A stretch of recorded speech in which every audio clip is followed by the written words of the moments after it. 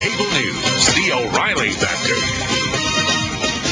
And thanks for staying with us. I'm Laura Ingram reporting for Bill O'Reilly. And in the Unresolved Problem segment tonight, a new book called The Truth About Muhammad, founder of the world's most intolerant religion, claims that we need to stop insisting that Islam is a peaceful religion and recognize that it has urged its followers to commit acts of violence and terror for 1,400 years.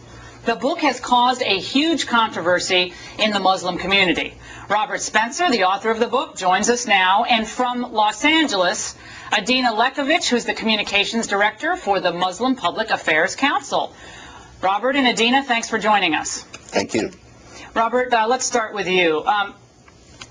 Aren't you helping some of these groups that you think are fomenting disruption and violence by titling your book something as controversial as you're titling it, Truth About Muhammad, the world's most intolerant religion? I mean, I can see that CAIR, Council on American Islamic Relations, would love to hold up your book as an example of intolerant American points of view. Well, you know, Laura, actually it's just the opposite. When it comes to intolerance, the intolerance I'm speaking about was exemplified by the reaction to the Pope's words, by the murders and riots over the cartoons of Muhammad in Denmark, and so on. And what I intended to do with this book, and what I hope it will still accomplish, is a public debate about the elements of Islam that give rise to behavior like that. And that is an invitation to moderate and peaceful Muslims to discuss those elements and to try to come to some positive way to deal with them. So I think the way some of your book has been characterized is that you don't think Islam can ever be a peaceful religion. Would you say that's inaccurate? I don't think that. I'm not saying that anything can ever be anything. I'm saying that within the Islamic tradition and the teachings of Muhammad, there are elements that the jihad terrorists themselves point to justify what they're doing and make recruits among peaceful Muslims. And that those peaceful Muslims have to stand up to that and work to reform to address those elements in particular. Adina, one thing that continues to come up on my radio show is this question. Where are all the moderate Muslims? Why don't they speak out as vociferously against acts of terrorism and brutal violence within the Muslim community as they do, let's say, against, as Robert said, the Pope's comments, where suddenly you had all these Muslim scholars and clerics out there condemning the Pope? Yeah, but Laura, the reality is that the moderate Muslims are standing up. They are jumping up and down screaming against terrorism. They are in mosques. They are in community centers. We need to hear them outside of mosques. And you're absolutely right. We do need to hear them. And the fact is that the media needs to search out those voices rather than claiming that, as Robert Spencer does, that any so-called moderate, the only good moderate or the only good Muslim is a former Muslim.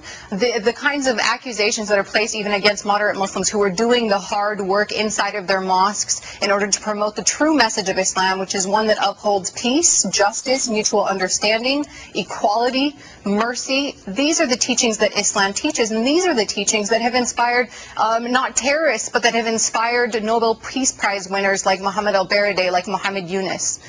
Adina, one thing that also keeps coming up is this.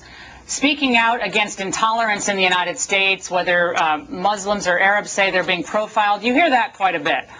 But you don't often hear Muslims in the United States condemning, again, vociferously, loudly on television, on radio, what's happening in Saudi Arabia. Christians can't proselytize in Saudi Arabia, but Muslims can certainly proselytize in the United States. They're not thrown in jail.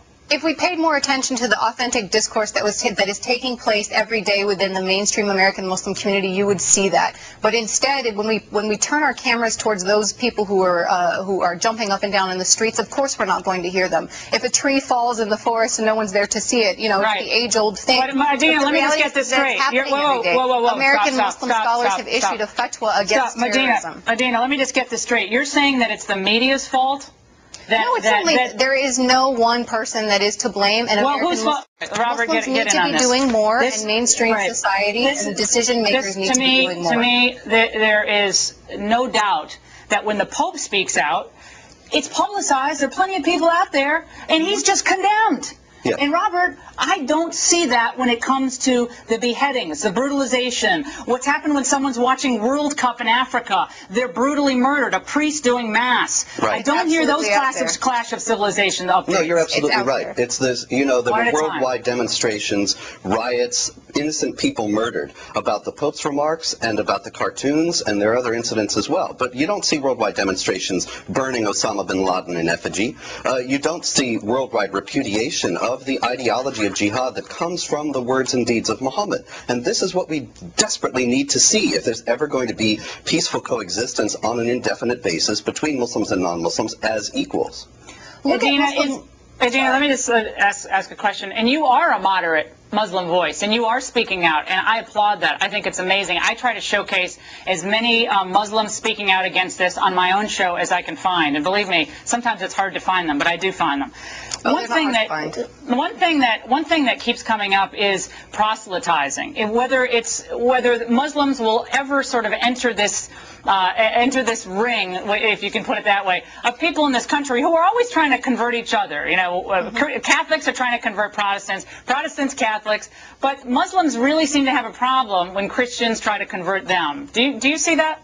Well, there is no mandate. I mean, you have to look at it this way. Muslims, as they're ordered by the Quran, are not to work on or do missionary work. They're instead supposed to make people aware of what the religion teaches. So the idea of, you know, of compelling others to join one faith or another goes What's against... going on in our prisons if it's not Muslim recruitment? I don't get that, Robert. We got to give Robert the last word on that. Well, yeah, there's a Laura. tremendous proselytization effort in America's prisons, actually, that's going on by the most radical elements that are trying to turn the alienation that the prisoners already feel to channel it toward jihad terrorism. Muhammad himself taught that unbelievers should be offered conversion or subjugation or war. Those are the only choices. That is false. That is absolutely false. Well, unfortunately, it's into true. Understanding and inclusion, no. And you have It's to true. look at the... Read the Quran. I am reading the Quran, Robert. Chapter I don't 9, know verse what you're 29. reading. Chapter and your 9, only verse solution 29. to this problem seems to be to drive all Muslims into the ocean.